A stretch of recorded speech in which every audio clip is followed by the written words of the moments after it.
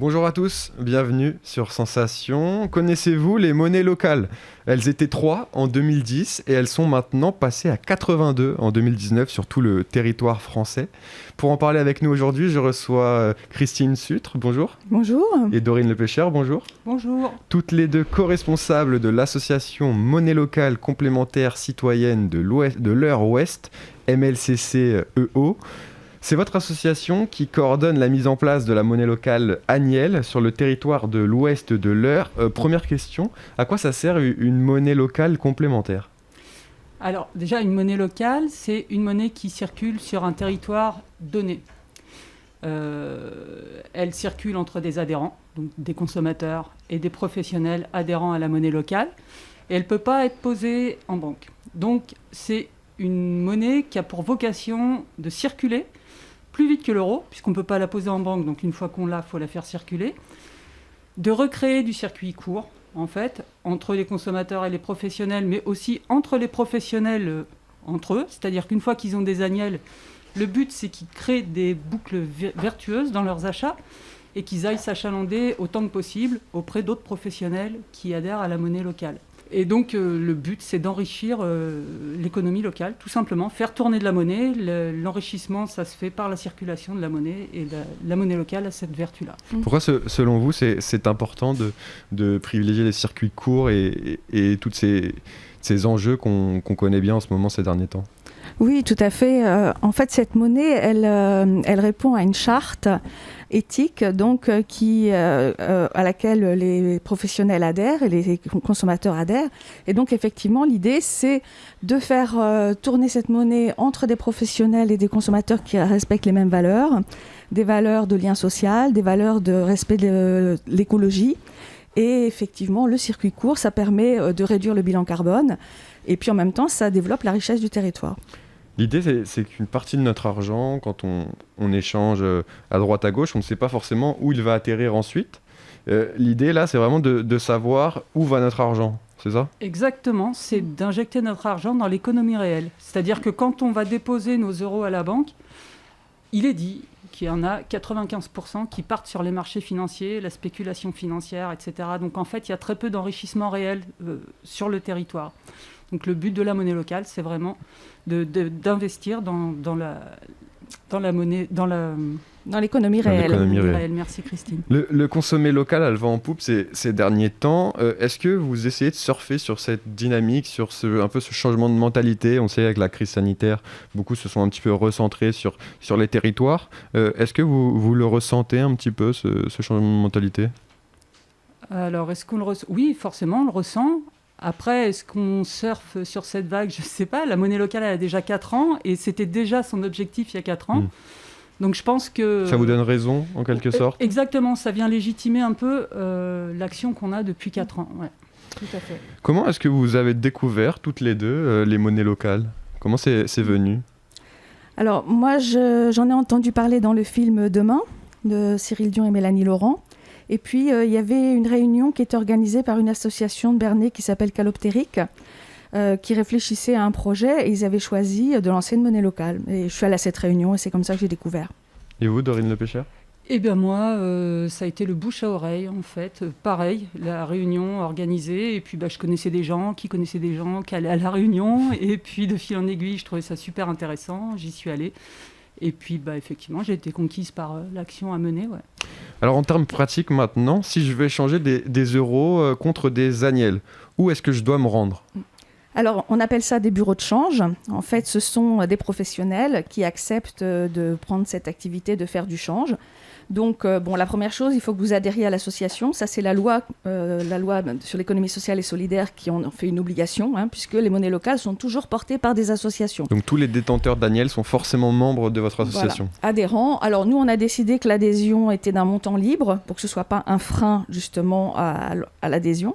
Parce que s'il faut dépenser des centaines d'euros, ça peut forcément... Donc, en fait, vous adhérez, donc vous donnez ce que vous voulez. Vous êtes adhérent, ça veut dire que vous vous engagez à respecter les valeurs de la charte. Et ensuite, donc, vous venez avec des euros, soit en espèces, soit en chèques. Donc, dans ces bureaux de change, alors à Bernay, il y a le cellier bordelais, la caviste, la brûlerie, et puis la vie claire. Et puis après, on en a d'autres sur notre territoire Eure Ouest. Donc le Lys d'Or à Beaumont-le-Roger, la ferme de la Houssée à Épeigne et puis Biocop à Lisieux. Et donc voilà, et donc on vous donne tout simplement des agnelles en échange d'euros. Alors ma question suivante, c'est un agnelle vaut combien d'euros ? 1 euro. Un agnelle, Un agnelle, égale 1 euro. 1 euro.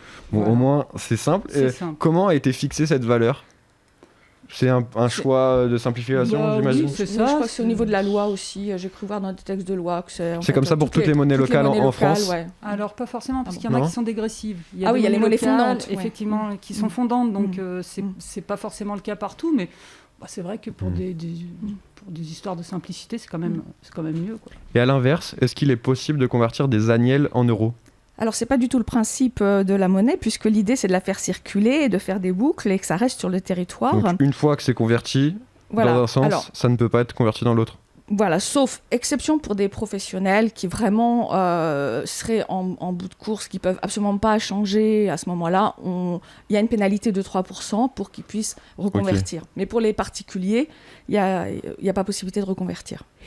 Comment peut-on savoir quels sont les commerces qui acceptent cette monnaie locale ? Est-ce qu'il y a une liste sur le territoire de Bernay, un site internet où on peut le savoir ? Le site internet, tout à fait. De l'association ? Oui, c'est ça. Alors en fait, on est une association qui est rattachée à une fédération, puisqu'au départ, ça a été créé à Rouen. Et ensuite, il y a eu d'autres associations qui se sont créées à Dieppe, à Eurwest et puis Grand Évreux. Et pour la monnaie qui s'appelle pareil, c'est ça ? Et on a L'Agnelle, le site internet, voilà, la monnaie s'appelle Agnelle et on a un site internet commun, monnaie-agnelle.fr. D'où vient ce nom, Agnelle ? Vous savez pourquoi ? C'est une ancienne monnaie médiévale du côté de Rouen. Voilà. Et comme la monnaie locale est née à Rouen, ils ont pris ce... Un petit clin d'œil à l'histoire. Voilà. Aujourd'hui, vous savez combien de personnes l'utilisent dans votre territoire, donc dans l'ouest de l'Eure ? Alors en fait, on sait combien on a d'adhérents. Donc 259 adhérents, dont 42 professionnels. Après, on ne sait pas combien l'utilisent parce qu'on n'est pas dans les billets, donc on ne sait pas. Par contre, on va aller vers l'Agnelle numérique très prochainement. Et donc là, effectivement, on pourra suivre les transactions puisque ce sera traçable par la numérisation. Alors votre asso, la MLCCEO, donc elle est chargée de superviser dans cette monnaie, l'Agnelle, dans l'ouest de l'Eure. Le territoire, il va d'où à où à peu près ? Quelles sont ses délimitations ? C'est Bernay, Beaumont, Brionne, c'était les 5B en fait, Broglie. Bernay, terre de Normandie. L'agglomération de Bernay. Alors, en fait. On a une petite extension vers Lisieux parce que les gérants de la Biocop de Menneval sont aussi gérants de la Biocop de Lisieux. Donc du coup, ils nous ont demandé de nous installer à Lisieux. Mais on aimerait bien créer une nouvelle association à Lisieux, qui est une association qui se crée, ou un groupe local. Voilà, parce qu'on aimerait un groupe local, voilà. Vous êtes chargé donc avec l'association de superviser cette monnaie locale. Qu'est-ce que vous faites au quotidien ? Quelle est votre action chaque semaine au sein de l'association ? Alors chaque semaine c'est assez compliqué, mais le but c'est d'aller voir les professionnels, de leur parler de la monnaie locale, voilà, leur expliquer le principe en fait. Il y en a beaucoup qui ne connaissent pas.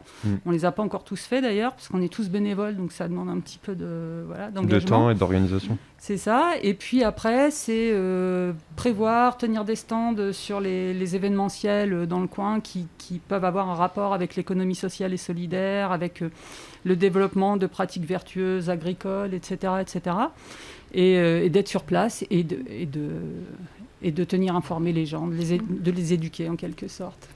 Et j'ajouterais aussi qu'on a une newsletter donc on envoie à tous nos adhérents. Et puis aujourd'hui, on a une démarche vis-à-vis des collectivités.